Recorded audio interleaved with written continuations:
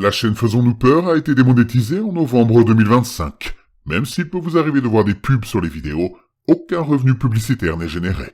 N'ayez pas peur de soutenir la chaîne à travers des donations ponctuelles, mensuelles ou des achats de très longues narrations sur le site Buy Me a Coffee. Votre soutien est essentiel pour l'avenir de la chaîne. Affreusement vôtre, la ruse.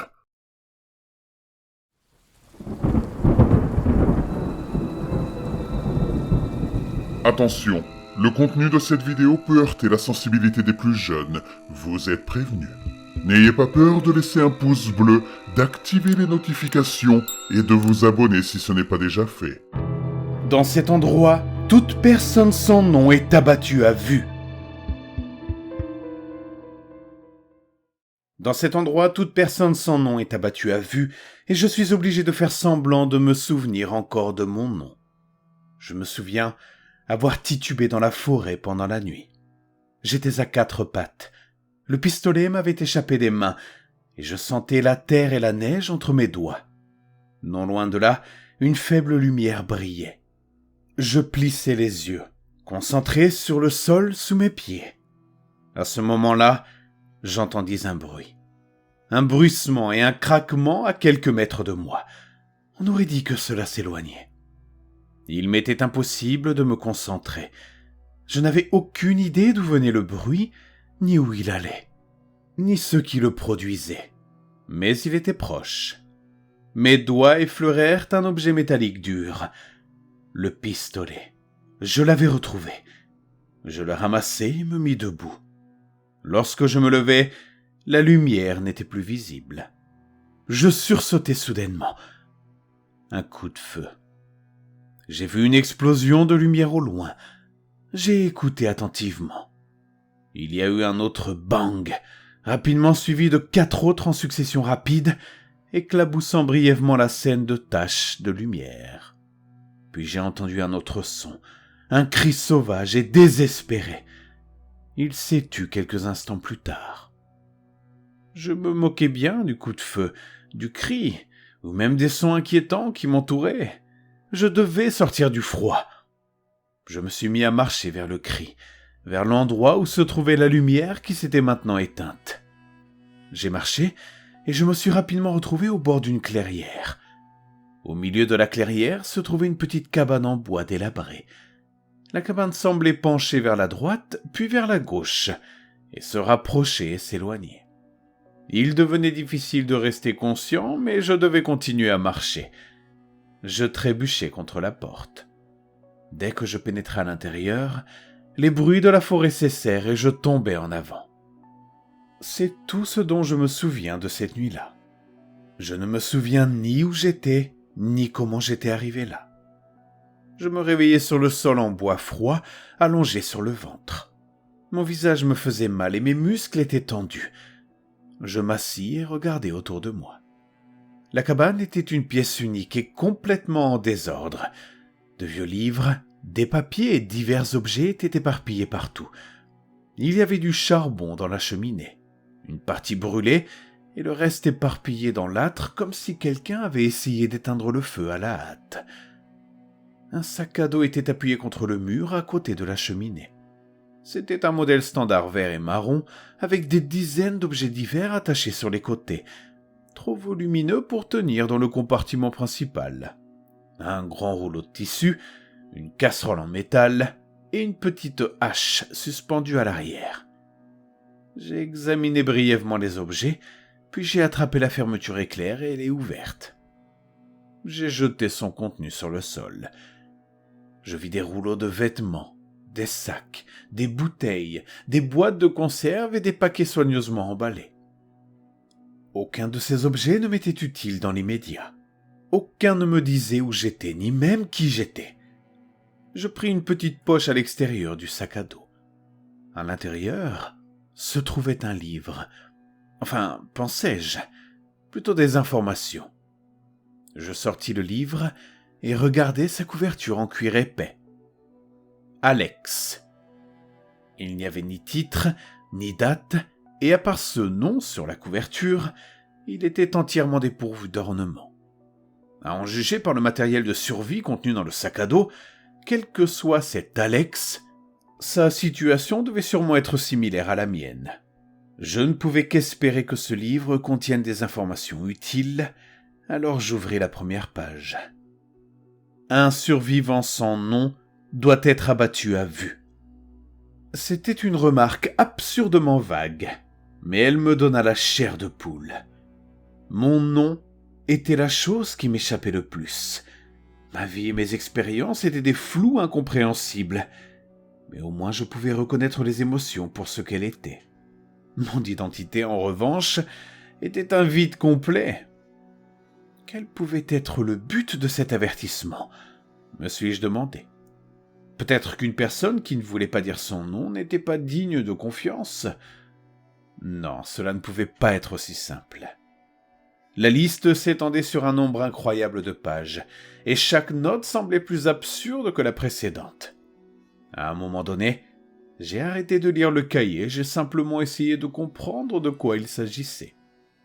Les points concernaient tous la sécurité, la méfiance envers les gens et la prévention de la contamination. Certaines étaient de bon sens, comme savoir où se trouve le Nord, mais d'autres étaient beaucoup plus étranges, comme ne se couper les cheveux qu'à l'extérieur et toujours les couper aussi courts que possible pour éviter la contamination. Mes propres cheveux étaient assez courts, et je me demandais si cette règle avait pu être une évidence pour moi à un moment donné. Mais pourquoi ne m'en souvenais-je pas ? Je refermai le livre et me penchai en arrière. Je baissai les yeux vers la couverture en cuir. « Alex », je me suis dit. « Ok, je m'appelle Alex. » C'était simple en réalité. Si je n'avais pas de nom, j'en choisirais un jusqu'à ce que je me souvienne de mon vrai nom. Alex, c'était un nom comme un autre. Ainsi, si quelqu'un me demandait mon nom, je pourrais le dire, et la règle serait respectée. Quelle que soit la raison derrière cette note, je savais qu'il était important d'avoir un nom. Alex. Je l'ai dit à voix haute pour voir si je pouvais le faire sonner naturellement. Alex. Alex, ai-je répété. Comment tu t'appelles ? Ai-je demandé comme si je parlais à un inconnu. Je m'appelle Alex. Je jetai un œil au carnet. Alex n'était pas mon nom, c'était le sien, celui du propriétaire du sac à dos. J'avais perdu mon vrai nom. Ça aurait été bien de savoir lequel c'était, mais au moins, je pouvais m'en donner un. Je pouvais commencer quelque part. Qui que soit le vrai Alex, il était mort. Et j'étais là, à fouiller dans ses affaires et à lui voler son propre nom. Je me dis que ça n'avait plus d'importance. Je sursautai soudainement. On frappa à la porte, puis 3 fois de plus. Je me levai d'un bond et me précipitai vers l'entrée, à la recherche du pistolet que j'avais laissé tomber la veille. Je le trouvai et enroulai ma main autour de la crosse, mais avant que je puisse me relever, la porte s'ouvrit. « C'est quoi ton nom ?» demanda une voix depuis l'entrée. Je me suis retourné lentement, levant les yeux pour voir la femme qui se tenait dans l'embrasure de la porte. J'ai vu le canon d'un gros fusil. Son doigt s'est tendu alors que j'hésitais à parler. « Alex !» ai-je dit. « C'est Alex !» Je vis son étreinte se relâcher légèrement et le canon s'abaisser. « Comment vous appelez-vous » demandai-je en essayant de paraître naturel. « Anna !» répondit-elle. Elle franchit le seuil d'un pas rapide et referma la porte derrière elle. « Vous êtes en avance, Alex !» Elle a regardé autour d'elle avec un air légèrement dégoûté, et le fusil toujours dans ses bras pointé vers le sol. « Pourquoi le feu est-il éteint, Alex ?» J'ai réfléchi un instant. Il y a eu un incident hier soir, j'ai été obligé de l'éteindre. » Et j'expliquai. Elle m'a lancé un regard méprisant. « Ton nom correspond, donc je suppose que tu es l'Alex que je devais rencontrer. Sans ça, tu serais mort. Mais ne crois pas que je ne vais pas te surveiller. Nous avons beaucoup de choses à discuter. » Dans quoi m'étais-je embarqué ? Qu'est-ce que je devais faire ? Je ne savais pas qui était Alex. ni pourquoi Anna s'attendait à le rencontrer. Mais je devais jouer le jeu. Je me suis approché d'Anna. « Tu as déjà accès à la ville ?» m'a-t-elle demandé. Je devais me mettre à la place d'Alex, même si je ne savais pas qui il était ni où se trouvait la ville. J'ai repensé à la nuit précédente, aux coups de feu et aux cris. « Non, je n'y ai pas accès. »« Alors c'est une bonne chose que tu sois là, » insista-t-elle. Moi, je n'ai rien dit. Soudain, mon bras était pris d'un violent spasme. J'ai paniqué et j'ai tendu mon autre main pour le maintenir immobile. J'avais le souffle coupé. Je ne savais pas d'où venait ce spasme, mais quoi qu'il en soit, Anna était déjà suffisamment méfiante. J'ai levé les yeux vers elle, m'attendant à voir à nouveau le canon de son arme. Le fusil était toujours pointé vers le sol et son regard était fixé sur la cheminée. Elle n'avait pas vu le mouvement soudain de mon bras. Mais ce mouvement, qu'est-ce que c'était, bon sang ? Anna regarda le sol pendant quelques instants, puis reprit la parole. « Nous partirons pour la ville dès que le soleil se couchera. Tu as de la chance qu'ils aient décidé de te laisser entrer, Alex. » Je me concentrai à nouveau. J'essayais d'oublier le tic de mon bras. La ville ? Quelle ville ? Mais de quoi elle parle ? Ouais, je suppose. La sécurité est assez stricte ces derniers temps. Ça ne m'étonne pas. Les taux d'infection augmentent, dit-elle. Je ne peux pas leur en vouloir, répondis-je, même si je n'avais aucune idée de ce dont je parlais. C'est vrai, dit Anna. Si l'un d'entre eux pénètre à l'intérieur, c'est fini. Je suis contente que tu comprennes. Cette fois, je le sentis venir avant que cela n'arrive. Une autre contraction. Je la sentais remonter le long de mon cou comme un insecte. Je devais la chasser. Mais si Anna me voyait, que se passerait-il ? Je ne savais pas ce qu'était cette contraction, mais je doutais que ce soit quelque chose de bon. Je ne pouvais pas la laisser voir. « Je vais remettre mes affaires dans mon sac à dos, » dis-je, essayant de cacher mon anxiété. « Bien sûr, vas-y, » m'a-t-elle répondu. Dès que je me suis éloigné, j'ai secoué violemment la tête sur le côté. Ce mouvement brusque a été suivi d'une étrange sensation de picotement autour de ma gorge. Heureusement, Anna n'a rien vu. Avant de commencer à ramasser les objets du sac à dos, je me suis empressé de trouver le journal. Dès que je l'ai trouvé, j'ai ouvert la page que j'avais lue en premier. Pour répondre à mes doutes, la toute première phrase de la page disait « Toute personne effectuant des mouvements soudains inexpliqués doit être abattue sur le champ. » Je me suis senti mal. Le journal.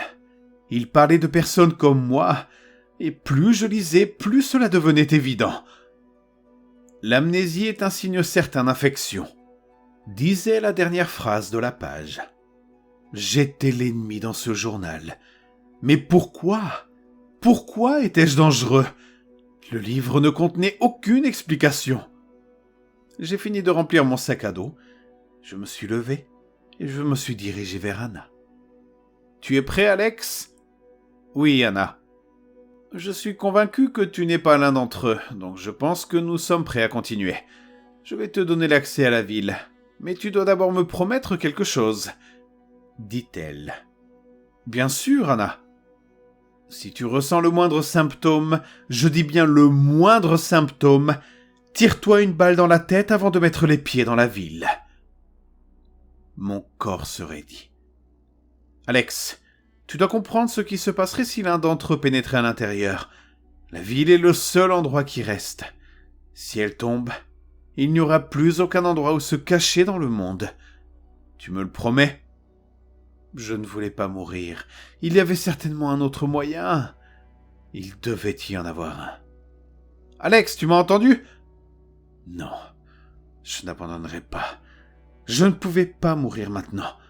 Pas alors que mon passé n'était qu'un vague souvenir. À mes yeux, ma vie venait tout juste de commencer. Pourquoi fallait-il qu'elle commence dans ce cauchemar horrible ? Avant même que je puisse répondre, nous avons entendu un bruit à l'extérieur de la cabane. Un halètement soudain. comme si quelqu'un avait refait surface après être resté trop longtemps sous l'eau. Anna s'est précipitée dehors, avant même que j'aie eu le temps de comprendre ce qui se passait. Je l'ai rapidement suivie. Nous avons contourné la cabane jusqu'à atteindre le mur d'où provenait le bruit. Là, affalé contre le mur de la cabane, se trouvait un homme couvert de sang et de neige, un fusil sur les genoux. Ses blessures étaient graves et irrégulières. Ses yeux étaient écarquillés, son visage était pâle. Il avait l'air terrifié. « Mais qu'est-ce que... » murmura Anna. L'homme haletait. Je compris soudainement. Les coups de feu, le cri. Il était vivant. Anna se tourna vers moi. « Alex, tu sais qui c'est ? Tu sais ce qui s'est passé ?»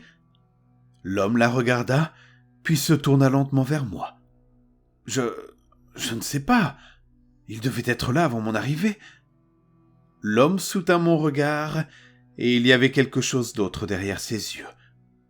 Quelque chose d'indéniable et d'incontestable. De la colère. Il savait. C'était Alex. Le vrai Alex. S'il révélait cette vérité, ce serait la fin pour moi.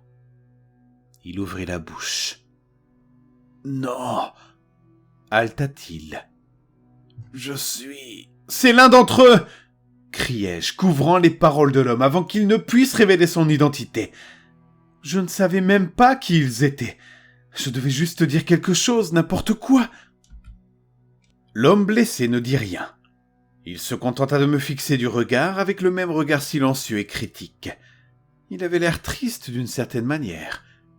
Je le vis tendre le bras autour du fusil posé sur ses genoux. Un bruit assourdissant retentit. Je me détournai, les oreilles bourdonnantes. Le bruit m'avait pris au dépourvu, et il me fallut un moment pour m'en remettre. Quand je me retournai, le mur derrière l'homme était couvert de sang frais. Bon sang, pourquoi a-t-il fallu qu'il attrape le fusil ? Dit Anna. De la fumée s'échappait du canon de son fusil. Mais je suppose que tu as raison. Il était probablement déjà mort de toute façon. Mon estomac se noua. C'était ma faute. Le vrai Alex était mort. Et j'étais là, avec son nom et la certitude que, s'il avait révélé qui il était, Anna m'aurait tiré une balle dans la poitrine. Au moins, le vrai Alex est mort, pensais-je, et les informations ont disparu avec lui. Mais l'homme respirait encore. Anna avait visé son bras. Son estomac était en lambeaux, mais il respirait encore. Il ouvrit la bouche. « Non, je suis Alex. » C'était bref, à peine audible, mais néanmoins incriminant. Un moment de silence terrible. Il n'y avait pas d'issue. « Espèce de salaud !» hurla Anna. Dès que j'ai vu le canon de fusil pointé sur ma poitrine, je me suis baissé pour l'esquiver. Le coup de feu a retenti et a projeté des éclats de bois autour de moi. Je me suis précipité derrière le coin de la cabane et j'ai couru vers la porte. Je devais récupérer mon pistolet. Alex avait reçu une balle de fusil dans l'estomac à cause de moi. Et maintenant, Anna allait me faire la même chose. Je me sentais très mal. Mais je n'avais pas le temps de remettre en question ma décision. Je me précipitai vers la porte au moment où j'entendais un autre coup de fusil. Des éclats de verre volèrent à l'intérieur de la cabane. Je me jetai vers la table où se trouvait mon pistolet, l'attrapai à pleine main et tombai par terre. Anna a enfoncé la porte et a tiré. Mais mon corps était déjà contre le sol et elle avait visé trop haut. La gâchette n'a pas bougé lorsque j'ai appuyé dessus. Même si l'arme était la mienne, je ne me souvenais pas comment m'en servir. Anna a ajusté son tir. Le pistolet a claqué, mais rien ne s'est passé. Elle n'avait plus de munitions. J'ai actionné un interrupteur sur le côté de mon arme. Mon doigt était si tendu autour de la gâchette que le pistolet a tiré immédiatement et de manière inattendue. Mes oreilles ont sifflé et j'ai détourné la tête de la lumière. 3 autres coups ont été tirés, mais je n'ai pas levé les yeux pour voir où ils avaient atterri. Lorsque la fumée s'est dissipée, j'ai relevé la tête. La porte était grande ouverte, et Anna avait disparu. Je me suis précipité vers la porte, mais avant de pouvoir sortir, je l'ai vue. Anna était allongée dans la neige dehors. Son fusil était pointé vers moi. Il cliquetait sans cesse, sans danger. Du sang coulait de ses lèvres. Après m'avoir fixé du regard pendant quelques instants, elle a laissé tomber le fusil et a porté ses mains à son cou. Il semblait que seul un de mes coups avait atteint sa cible. Du sang jaillissait entre ses doigts. Je trébuchai en arrière et tombai sur le sol. Je ne pouvais pas le supporter. Qu'avais-je fait ? Je ne comprenais même pas ce qui se passait, ni même ce que j'avais fait pour mériter tout ça. J'avais agi par instinct. Je n'avais jamais eu l'intention de tuer quelqu'un. Je me répétais sans cesse que je n'avais pas eu le choix. J'écris ces lignes dans ce maudit journal, celui qui met en garde contre les gens comme moi. Mais peut-être suis-je vraiment l'ennemi ? Après tout, je suis responsable des cadavres qui gisent dehors. Mais avais-je le choix ? Je devais survivre.